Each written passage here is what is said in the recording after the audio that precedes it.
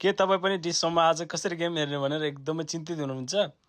तर तपाईँ बाहिर देशमा हुनुहुन्छ भनेपछि विदेशतिर यसरी डिसोमकोमा गएर एप स्टोर अथवा गुगल स्टोरमा प्ले स्टोरमा गएर डिसोम यसरी इन्स्टल गर्न सक्नुहुन्छ। अनि यसपछि तपाईँले ओपन गर्नुभयो भने यहाँनिर तपाईँको अप्सनहरू देखाउँछ। नेपालको लागि 300, मिडल इस्टको लागि 500 र रेस्ट अफ द वर्ल्डको लागि $10 रहेछ। अनि त्यसपछि तपाईँले यो सेटअप गर्नुहुनेछ एपलाई।